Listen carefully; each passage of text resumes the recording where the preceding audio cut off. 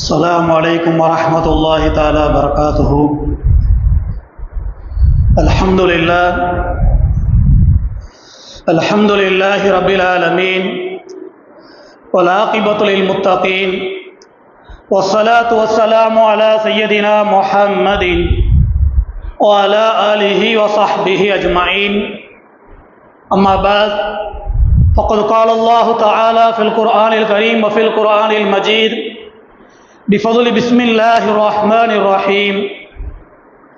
قالوا سبحانك لا علم لنا إلا ما علمتنا إنك أنت العليم الحكيم. صدق الله العلي العليم. قال نبينا صلى الله عليه وسلم خيركم من تعلم القرآن وعلمه. وقال عيلا إنما بعثت معلما. صدق رسول نبي الكريم ونحن على ذلك من الشاهدين والشاكرين والحمد لله رب العالمين.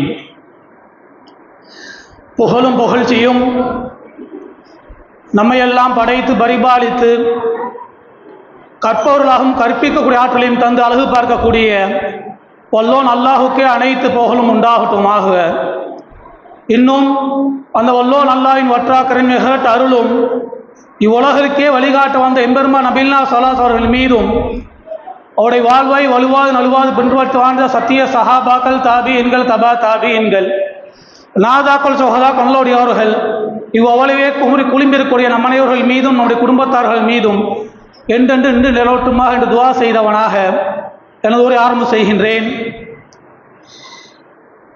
கண்ணியத்திற்குரிய இந்த விழாவிலே தலைமையேற்று நடத்தி கொண்டிருக்கக்கூடிய நிர்வாக பெருமக்களே, இந்த விழாவை சிறப்பிக்க சிறப்புரையாற்ற வந்திருக்கக்கூடிய ஹஜரத் அவர்களையும் இன்னும் இந்த ஊர் மக்களையும் வருங்கால செல்வங்களான மாணவ செல்வர்களையும் அனைவருக்கும் என்னுடைய முதற்கண் செலவாத்தான பதிலே எதிர்பார்த்தான சலாமை கூறிய முறை ஆரம்பம் செய்கின்றேன். அஸ்ஸலாமு அலைக்கும் வரஹ்மத்துல்லாஹி தஆலா வபரகாத்துஹு.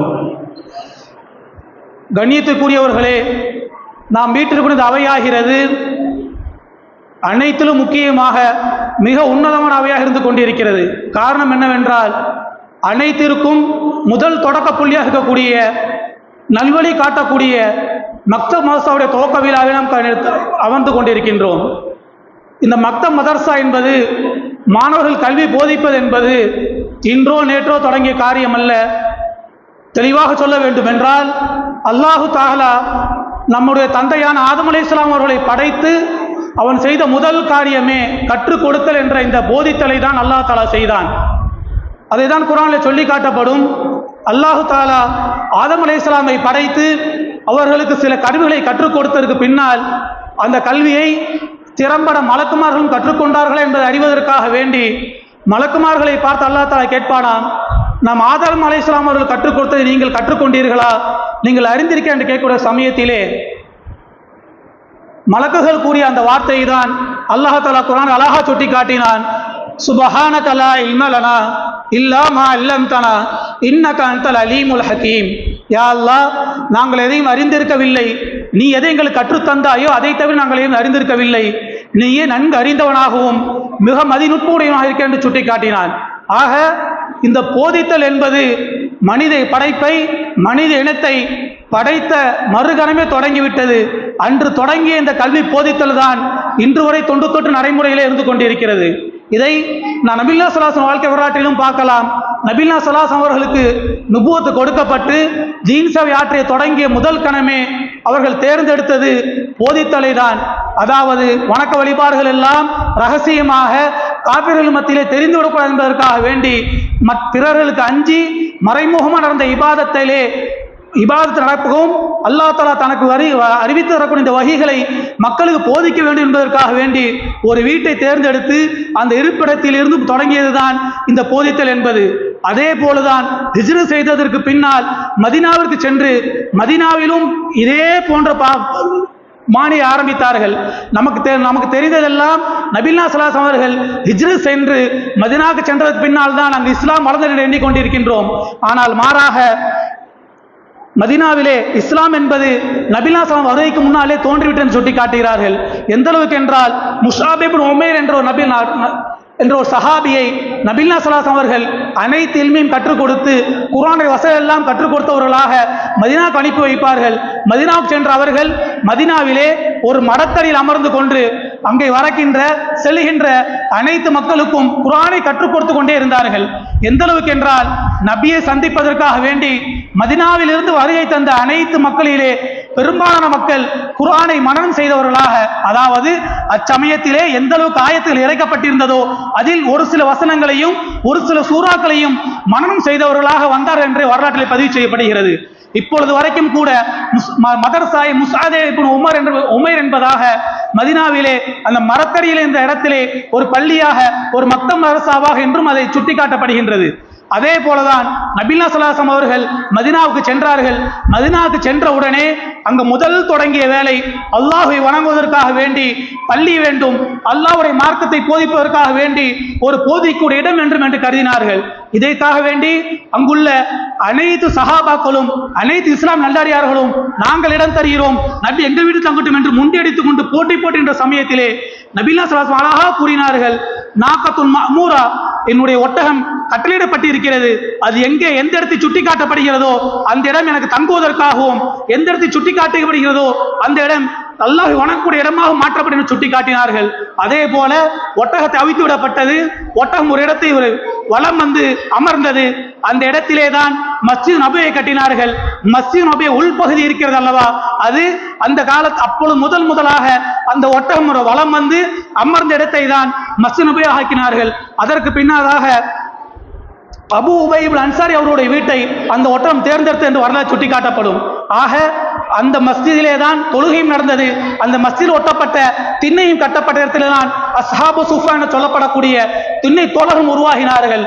வரலாற்றிலே நாம் யாரெல்லாம் மகத்துவமிக்க இஸ்லாத்திற்கு பாடுபட்ட இஸ்லாத்தினுடைய நெறிகள் எல்லாம் போதித்தார்கள் என்று நாம் ஹதீஸ் கிரந்தங்களிலோ குர்ஆனுடைய விளக்கு தஃப்சீர்களில் நாம் பார்க்கின்றோமோ அந்த அனைவர்களும் இந்த அஸ்ஹாபு சுஃபா எனப்படக்கூடிய திண்ணை மதரசாவில் உருவாகியவர்கள் தான். ஆக எங்கெல்லாம் இஸ்லாம் தோன்ற காரணமாக இருந்ததோ அங்கெல்லாம் இந்த மக்தப் மதரசா என்ற மறுபேரில் இருந்த அசலான் இருக்கின்ற கல்வி போதைக்கூடிய அடைப்பில் இருந்த இந்த கல்வி என்பது அனைத்திற்கும் ஊக்கம் தரக்கூடியதாக இஸ்லாத்திற்கு வலுவூட்டக்கூடியதாக இருந்திருக்கின்றது.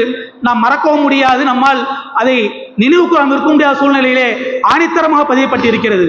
இன்னும் ஒருபடி மேலாக சொல்ல வேண்டும் என்றால் நபி இப்ராஹிம் அலைஹிஸ்ஸலாம் அவர்கள் பைத்துல்லாவை கட்டியதற்கு பின்னால் அல்லாஹ் தஆலாவிடத்திலே இறையஞ்சி கேட்ட துஆக்களில் முக்கியமான விஷயம் முதலாக கேட்டார்கள், அல்லாஹ் ரப்பி ஜஅல்னி முகீமின ஸலாத்த வ மின் துர்ரிய்யதி, யா அல்லாஹ் என்னுடைய குடும்பத்தார்கள் இந்த ஊர்வாசிகளையும் உனக்கு வணங்கக்கூடியவர்கள் ஆக்குவாய் என்று துஆ கேட்டார்கள். ஒரு ஊர் நல்ல செழிப்பாக இருக்க வேண்டும் என்றால் அங்கு 4-5 விஷயங்கள் கட்டாயம் இருக்கும் என்று சுட்டி காட்டப்படுகிறது. அதிலே முதலாவது அல்லாஹ்வை வணங்கக்கூடிய நல்லோடு இருக்க வேண்டும். அதை தான் நபி இப்ராஹிம் அலைஹிஸ்ஸலாம் அவர்கள் முதலாக கேட்டார்கள், யா அல்லாஹ் இந்த ஊர்வாசிகளை தொழுகக்கூடியவர்களாக ஆக்குவாய் என்று கேட்டார்கள். அதுக்கு அடுத்ததாக கேட்டார்கள், ரப்பி ஜஅல் ஹாதா பலதன் ஆமினா, யா அல்லாஹ் இந்த ஊரை நிம்மதி அடைந்த ஊராக்குவாயாக, அதாவது அரசியல் ரீதியாக எந்த ஒரு குளறுபடியும் இல்லாமல் நிம்மதியான சுமூகமான வாழக்கூடிய ஊராக ஆக்கி தந்து துஆ கேட்டார்கள். அதற்கு அடுத்ததாக கேட்டார்கள், வர்சுக் அஹ்லஹும் மினஸ் ஸமராத், இந்த ஊர்வாசிகளுக்கு நல்ல உணவை தருவாய் என்று கேட்டார்கள். இது அனைத்து முக்கியம்தான். கடைசியா ஒன்று கேட்டார்கள், அல்லாஹும்ம வபஅஸ் ஃபீஹிம் ரசூலா, யா அல்லாஹ் இந்த ஊரிலே ஒரு தூதுவரை அனுப்புவாயாக, அவரின் மூலமாக இந்த ஊரில் கல்வி போதிக்கப்பட வேண்டும், உன் அத்தாட்சியில் ஓதி காட்டப்பட வேண்டும், மக்கள் நல்வழிப்படுத்த வேண்டும் என்று சுட்டி காட்டினார்கள். அதன் அடிப்படையில் தான் பல ஆண்டுகளுக்கு பின்னால் நபிகள் ஸல்லல்லாஹு அலைஹி அவர்களை அல்லாஹ் தஆலா அந்த மக்கமா நகருக்கு நபியாகவும் வெறும் வழிகாட்டி அல்லாஹ் தஆலா அனுப்பி வைத்தான். ஆக நபிகள் ஸல்லல்லாஹு அலைஹி கேட்ட அனைத்து துஆக்களையும் அல்லாஹ் தஆலா கபூல் செய்து அந்த ஊரை செழிப்பாக ஆக்கி வைத்தான். அதே போலதான் ஒரு ஊர் செழிப்படைய வேண்டும் என்றால் அங்கே இபாதத் தொடர்ந்து நடைபெற வேண்டும், வணக்க வழிபாடு நடைபெற வேண்டும், அதே போல அரசியல் சார்ந்த அனைத்து சுமூகங்களும் நடைபெற வேண்டும். அதற்கு அடுத்ததாக நல்ல பொருளாதாரம் இருக்க வேண்டும். அதற்கு அடுத்ததாக முக்கிய காரணமாக நல்ல கல்வி போதிக்கூடிய நிலையங்கள் இருக்க வேண்டும். அந்த அடிப்படையிலே இந்த மக்தப் மதரசா என்பது உங்களுக்கு வெறுமன கல்வியுடைய மார்க்க கல்வி மட்டும் போதிக்காமல் ஒருபடி மேலே சென்று உலக கல்விக்கு பாடுபடக்கூடிய சூழ்நிலையிலே இந்த நிர்வாகம் முன்னெடுத்து இருக்கின்றார்கள். அல்லாஹ் தஆலா அந்த காரியங்களை கபூல் செய்து கொள்வானாக. இறுதியாக பெண்கள் வந்திருப்பாங்க, ஒரே ஒரு காரியம் சொல்லி முடித்துக் கொள்கின்றேன். ஒரு முறை இப்னு அப்பாஸ் ரலியல்லாஹு வாழ்க்கை வரலாறு சுட்டிக்காட்டுகிற சமயத்திலே சுட்டிக்காட்டுவார்கள், அப்பாஸ் ரலியல்லாஹு அவர்களுக்கு 10 பிள்ளைகள் ஆண் மக்கள் இருந்திருக்கிறார்கள். அதாவது அப்துல்லா இப்னு அப்பாஸ் என்பதாகவும், உபைதுல்லா இப்னு அப்பாஸ் என்பதாகவும், மஅபத் இப்னு அப்பாஸ் என்பதாகவும், கசீர் இப்னு அப்பாஸ் என்பதாகவும், இப்படி ஃபதுல் அப்பாஸ் என்பதாக 10 ஆண் மக்களை அவர்கள் பெற்றிருக்கிறார்கள். அந்த 10 ஆண் மக்களையும் மார்க் அறிஞர்களாக, மார்க்கத்தை சேவை செய்யக்கூடியவர்களாக, நன்மக்களாக உருவாக்கி இந்த நாட்டில் உள்ள பல திசைகளுக்கு அவனை அனுப்பி மார்க்க சேவை செய்தவர்கள் என்று சுட்டிக்காட்டப்பட்ட சமயத்திலே அவருடைய தாயாரை பார்த்து கேட்டார்களாம், நீ நாளை மறுமையிலே அல்லாஹ் தஆலா என்ன கூறுவாய், என்ன பதில் கூற கேட்கிற சமயத்திலே புன்முறுவல் பூத்தவர்களாக முகம்மது சொன்னார்கள், நான் 10 பிள்ளைகளை பெற்றெடுத்தேன், 10 பிள்ளைகளையும் நல்ல சாலிகானவர்களாக நல்லொழுக்கமுடையவர்களாக உருவாக்கி இந்த நாடெங்கும் திசையெங்கும் அவர்களை பரப்பி அவர்களை நான் தீன் சேவை செய்வதற்கு அர்ப்பணித்திருக்கின்றேன். எனவே நாளை மறுமையிலே அல்லாஹ் தஆலா ஏதாவது கேள்வி கேட்டான் என்றால், உன் மார்க்க தேவைக்காக வேண்டி, உன் மார்க்க சேவைக்காக வேண்டி நான் 10 பிள்ளைகள் அர்ப்பணித்திருக்கின்றேன், அதன் பாக்கியத்தின் காரணமாக எனக்கு உன்னுடைய நசீபை, உன் ரிலாவை தந்து சொர்க்கத்தை வாஜிபாக்க என்று கேட்பேன் என்று சுட்டி காட்டினார்கள். ஆக நாம் இந்த உலக கல்விக்காக வேண்டியோ மற்ற உலக காரியங்களை எவ்வளவோ பாடுபடுகின்றோம், அதெல்லாம் நாளை மறுமையிலும் கை கொடுக்குமா கொடுக்கா என்பது கேள்விக்குறிதான். ஆனால் உங்கள் பிள்ளைகளை நல்முறையிலே மக்தப் மதரசாவுக்கு அனுப்பி அவர்களை வாழ்வை சீராக்கி கொண்டீர்கள் என்றால் அவர்கள் இவ்வுலகிலும் வெற்றியாளர்களாக மறு வெற்றியாளர்கள் என்ற ஒரு ஐயம் இல்லாமல் இருக்கும் சமயத்திலே உங்களை அனைத்து கவனங்களையும் ஈருலக கல்விக்காக பாடுகின்ற சமயத்தில் உங்கள் பிள்ளைகளை நல்முறையில் வளர்த்து வார்த்தெடுக்க உங்களுடைய பங்களிப்பும் முக்கியமாக தேவை என்பதை கூறிக்கொண்டு என் உரையை முடித்துக் கொள்கின்றேன். வாஹிதவான் அல்ஹம்துலில்லாஹி ரப்பில் ஆலமீன்.